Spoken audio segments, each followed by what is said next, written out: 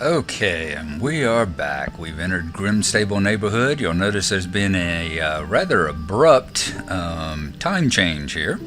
Sorry about that. It was daylight when I was coming in. Once I got on the other side of Grimstable into the actual housing neighborhood here, a couple of things came up. I had to log out, go do a few things, and then last night the wife and I went to go drove to see David Sedaris, who was doing a book reading and signing nearby, so we ended up not ever getting back in here. But here we are now. I said this is the Grimstable neighborhood. All the housing neighborhoods for a particular region look exactly the same. You know, you saw that long list of housing neighborhoods. All of the Bree housing neighborhoods here look exactly the same. All the Hobbit ones all look exactly the same as far as Hobbits go. The Elf ones all look the same as far as the Elf stuff go, and the Dwarves all look the same as far as the Dwarf ones go. They do that. Each one's a separate instance, so that when one starts filling up, they start a new instance so that there is always houses available. In these areas, you'll find that there are, if I remember correctly, there's always 4 kinship houses. And they tend to be in the corners. Let me pull up a map. Yeah, you got the 4 kinship houses. There's one there, one here, and one there. There's usually, I'm wanting to say, four or maybe 6, somewhere around 6. I'm thinking now 6 or 7 deluxe houses. Those are the 3-room houses. They cost about 7 gold each, roughly. Kinship houses cost 15, roughly. Once again, this is rough. Depending on the location and everything, it may be up to, you know, a half a gold one way or the other on all these. The deluxe houses are roughly 6.5, 7 gold apiece, and you get 3 rooms and X number of decorating hooks to hang your items on. And then you've got the simple houses, which cost somewhere around 4. Is it 4? Can't remember exactly. Maybe we'll see a for sale sign, but they've got 2 rooms. They also have chests. The kinship houses have 3 chests that you can activate, basically buy and use to put items in. The deluxe houses have 2 chests that you can get that are extra storage for you to put items in, and the simple houses have 1 chest. And there's the phone, so I'll be right back. And we're back from the phone call. Alright, for instance, here's a for sale sign here. I think this is a kinship house. Yes, this is a kinship house. Let's get a little closer. You right click on the sign, it tells you this is 14 gold, 250 silver, no copper. It's got 80 decoration hooks on the inside of the house. There's 12 hooks. Basically, the hooks are the areas where you can put your decorations that you get for like festival and all. And owners can get up to 3 storage chests. And once you bought this, you do have to pay rent basically on them. 285 silver every week. So yeah, these tend to be pretty expensive. Kinship houses are pretty expensive investments. But hopefully you've got a big active kin, being that you have to have a kin in order to buy one. And we can run into it right quick, just take a look and see what an empty house looks like. Alright. Like I said, this is the Bree houses. Got that, and then you got the large common room. A nice fireplace, a stage. Another smaller room with a fireplace. Then you've got the stairs.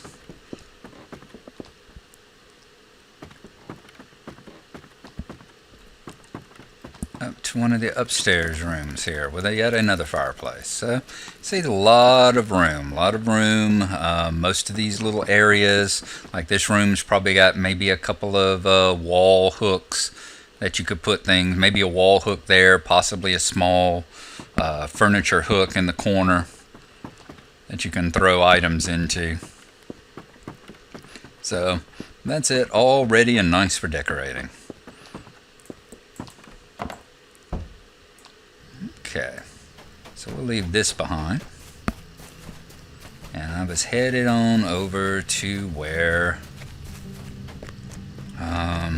it's actually Gnarlo has the Kinship house. He's the owner of it, and it's on that account. So I don't have one thing about when you are in a Kinship with a Kinship house, you get a teleport. You get yet another teleport that will teleport you back to the Kinship house. If you have, I think, a travel ration, and you can use it like all the teleports about once an hour. Once you purchase a house, all the characters on that account get a house teleport that they can use to teleport to that house. And like I said, Gnarlo's on my other account, so I'm not able to get a teleport to that one on this character, unfortunately.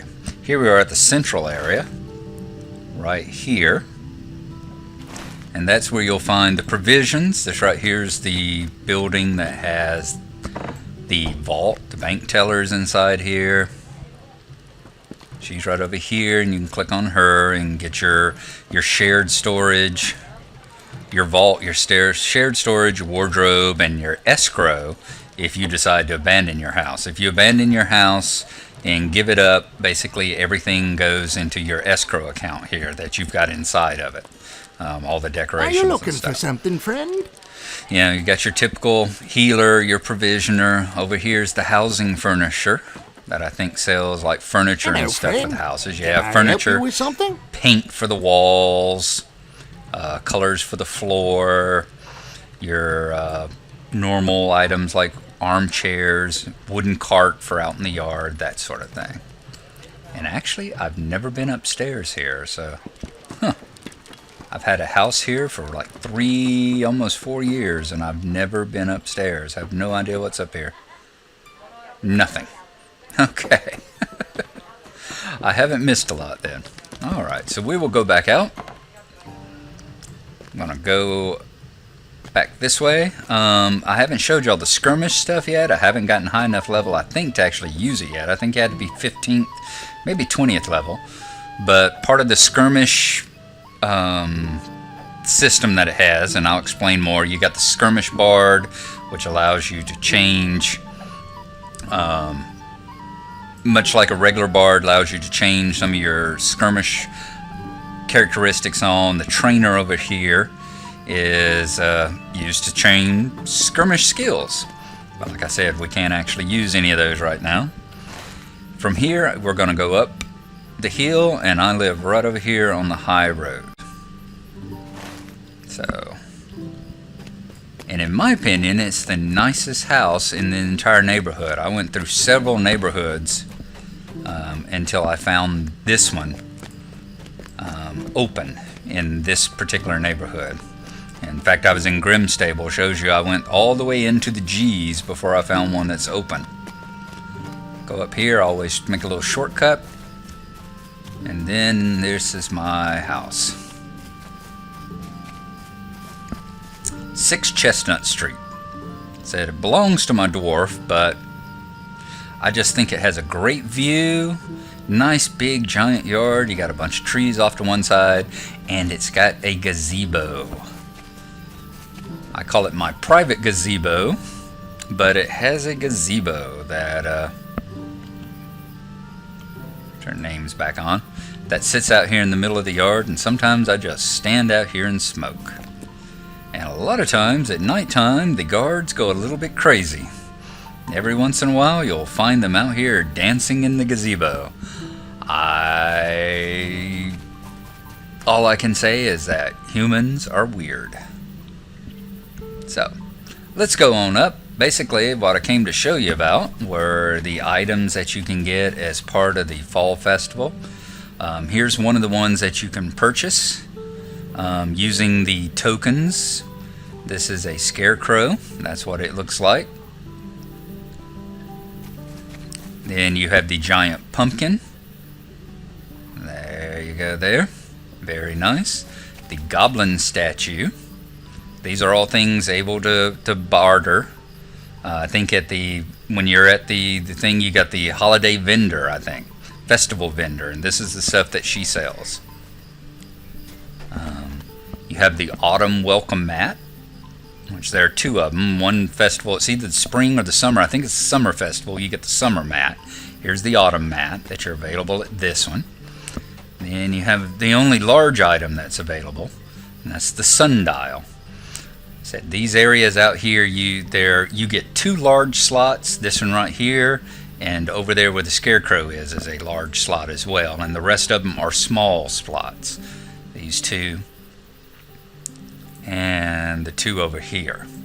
So this is your large item, the sundial. Then you've got the Free People's Flag. And then finally you've got the Haunted Tree. Ooh. So there's a couple items that aren't out here, and I will go into decorating mode right quick, and I will exchange them out so you can see what they look like as well.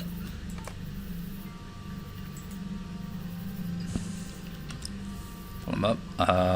First you've got the beaver statue. Okay, that's the wooden beaver statue.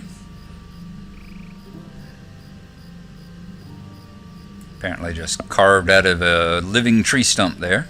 The little slot here, as you see, is used to rotate it, so you can turn it to face kind of whichever direction you want it to be. Alright, so that's the harvest statue, that's the scarecrow, and this is the other one. This is the harvest statue. And that's the last of the yard decorations that you can get at this festival. You see, it's yet another carved wooden stump of a hobbit with his hoe and something growing in his hand. So I'm going to throw the scarecrow back up for right now. I like it the best of those three. Let me turn it around so it's facing. Alright. And we will turn off decorating mode. There.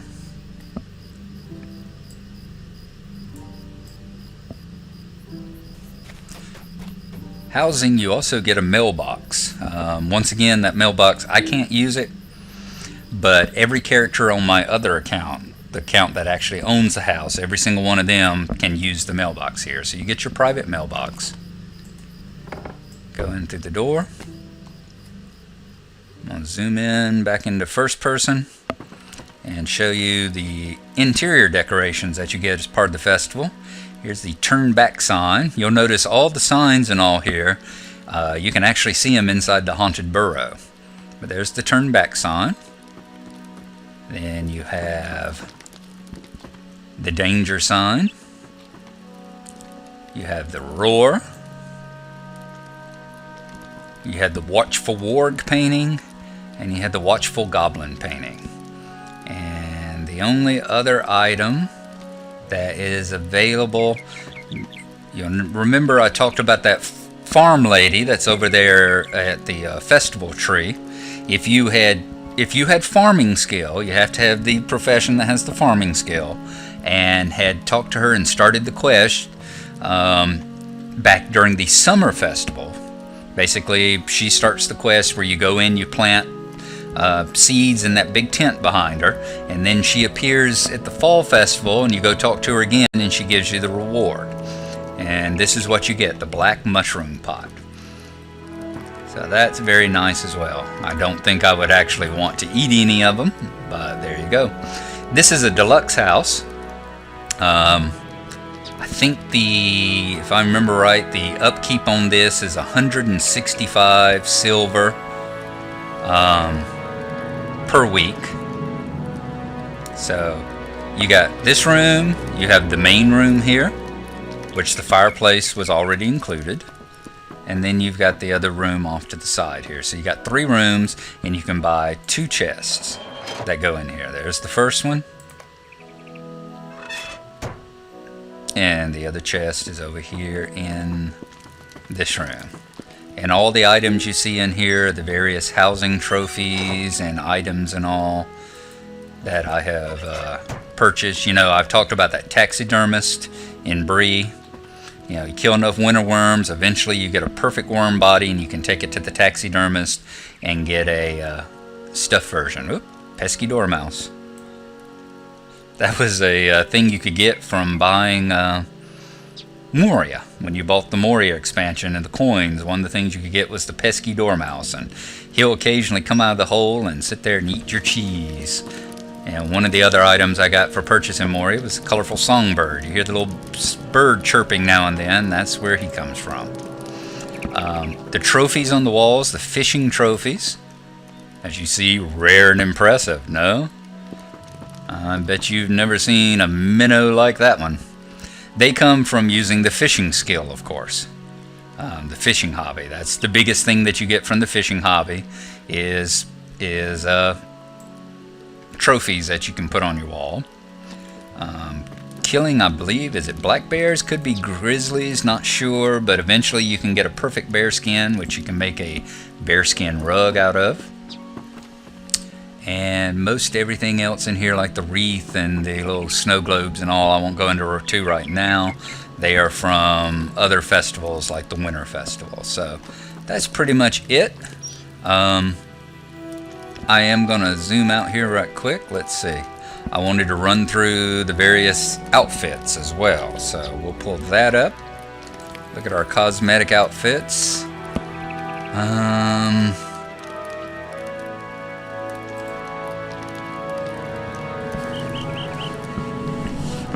Actually, I think I need to run down to the wardrobe. I'm not sure if I can open the wardrobe from here. Let me see. Inventory, crafting.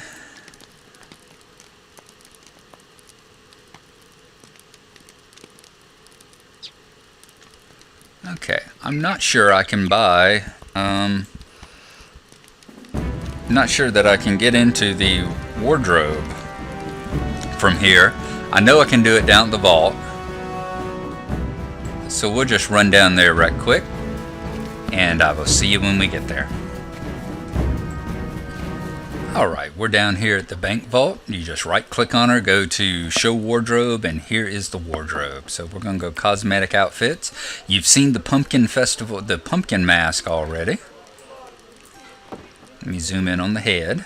That's the pumpkin mask. Actually, it doesn't zoom in very well, does it? I thought it would kind of drop him down lower. You can also get the beaver festival mask. I believe that, I'm wanting to say, comes from the humans. And that's the one you trade in for that. The bucket festival mask is the one that you get from the dwarves. It looks kind of like Baron Underbite from the Venture Brothers. Okay. You've seen the pumpkin, and then the rabbit is the one that you get from the elves. Just a little goofy looking. You got a couple of others that you can pick up. There's the boar head. These are purchasable once again from the vendors, the same place that you get the housing decorations. There's the goblin mask. The pipe festival mask. That one I rather like as well. Rather goofy looking. And there should be a raven mask here. Yes, there we go. And then the raven mask. Okay. The raven and the boar are definitely more stylized than the others. Along with that, you have a couple cloaks. This is the cloak of the raven. That kind of goes along with the mask. Got wings on the back of the cloak, kind of like those horrible, horrible tattoos that I've seen, the women that have the angel wings on the back. My apologies to anybody that has a tattoo like that. Don't mean anything personal, but what the hell are you thinking? Alright. And the other, let's see, the boar mask, and you have the cloak of the boar. And there's the cloak, the boar cloak. Basically kind of a pattern of like a bristle hide back that goes with the boar mask. Along with that, we have the cloak of the falling leaves. There you go. And those are the Harvest Festival. I've gotten almost everything. There's a couple of cloaks that I haven't picked up yet, and a couple of outfits, autumn outfits, that I haven't gotten yet. So those are on my list to get. I will have them before the festival ends here 6 days from now. Like I said, it ends on the 7th. So be sure and get all your stuff done before then. But whenever I get those, I will show them to you again. But from here on, we're not going to concentrate on the festival anymore. We're going to be getting back into going out and working on questing. I like the festivals. I really enjoy them, but I like them, I gotta say, the most in small doses. So I'm going to map over to Michael Delving right quick. And then once I get there, I'm going to run back over to the party tree and see if I can get some more tokens, because I'm still probably a good 48 or 60 tokens short of what I need to get the last of the clothing items. So that's it from me. The next episode we'll be back to journeying and adventuring, and I hope you all have enjoyed it, and I hope you all have a good day. Thanks for watching, and this has been Gnarlo, and we'll see you next time.